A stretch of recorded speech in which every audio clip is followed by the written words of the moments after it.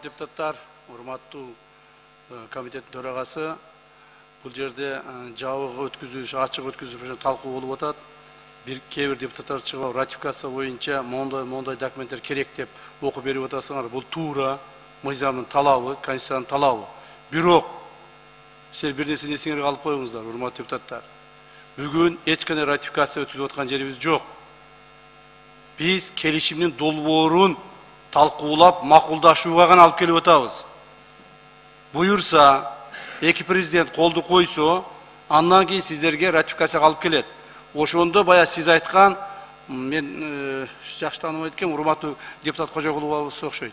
Ооба. Сиз айткан жанагы перечень документов ошондо алып келинет. Ратификация болгондо. Сиз ошону окуп берип атасыз. Ошону мындай айырмалап койсоңуздар. Азыр макулдашуу. Комитет менен гана.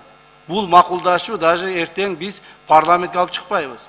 Сиздерге маалыматты берип макулдашып коелу, андан кийин президенттер колду коет, андан кийин ратификацияга алып келебиз. Пожалуйста, ошол жерде баардык керектүү документтер каралат. Бул биринчиден. Экинчиден, мына эмне үчүн жарымы ачык деп атасыздар? Жарымы ачык эмес.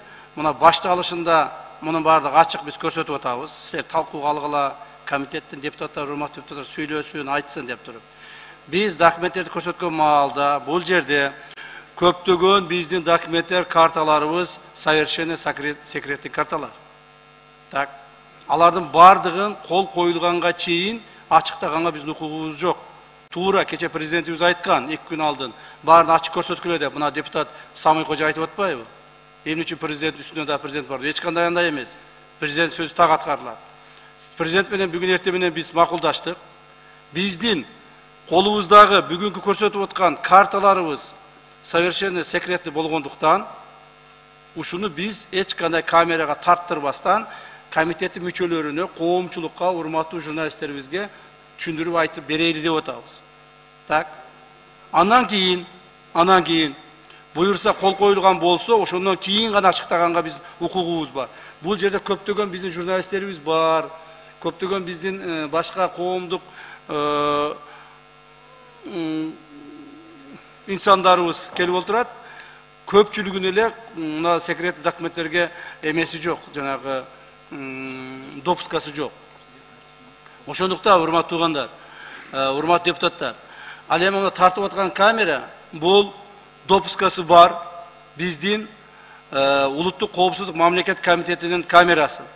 Единственный камера, который снимает и все. Это все задокументируется. Так. Потом первый отделге тапшырылат, ошол жерде сакталып калат. Аны эч жака чыгарбайт, мына Адаган Кисанович айтып атпайбы, кыркып, баркып чыгарат деп. Эч ким эч жака чыгарбайт. Ошондуктан мына азыр ушул нерсе каралып атат. Анан кийин эгерде кимдир бирөө коомдук угууда мына ачыктап биз көрсөтөлү деп атабыз, баардыгын киргиле деп атабыз. Бирок ушунун баардыгы баягы коомго же болбосо башка мамлекеттерге жайылып кетпесин деген негизде гана тарттырбайлы деп карап атабыз. Азырынча бул документтерге келишимге кол коюлу элек. Ушул гана маселеде. Ошондуктан туура түшүнөсүздөр деп ойлоймун. Анан дагы сөз берилсе дагы кошумча дагы маалыматтарды айтам сиздерге. Рахмат. Рахмат чоң. Урматтуу кесиптештер, регламенттин 67-1 айылы комитетке 1 пункт эл аралык келишимдин долбоорун текстин, 2 текстин Кыргыз Республикасынын мыйзамдарына ылайыктуулугу жөнүндө юстиция министрлигинин экспертизасын, 3 келишимдин долбоорунан келип чыгуу каржы милдеттенмелери бөлүгүндө финансы министрлигинин экспертизасын, 4 караштуулугунда тышкы иштер маселелери болгон орган менен макулдашуу документтерин киргизет. Ушул 4 пункт боюнча аппарат бизге кагаздар келип түштү, макулдашууга келип түштү, аппарат айтып атат. Урматтуу кесиптештер, мына делимитация боюнча расмий кагаз келип түштү. Бирок калын эмес. Жакшы билесиздер, делимитация боюнча түгүл бүгүн каралып турган маселени биз тиркемелер менен карашыбыз керек. Тиркелген кагаздар барбы, аппарат? Протоколдор, карталар, башка эме кагаздар барбы? Азыр көрсөтүшү деп айтып атат. бирок комитеттин мүчөлөрү алар алдын ала карашы керек бул кагаздарды. Анда 4-чү микрофон процедураны боюнча. Assalamu alaikum. Мен bir суроом. Бул маселелердин түпкүрү эстердин архивтеринде бар. Ошол материалдар кандай совершенно секретного же ДСП ким жооп бере алат?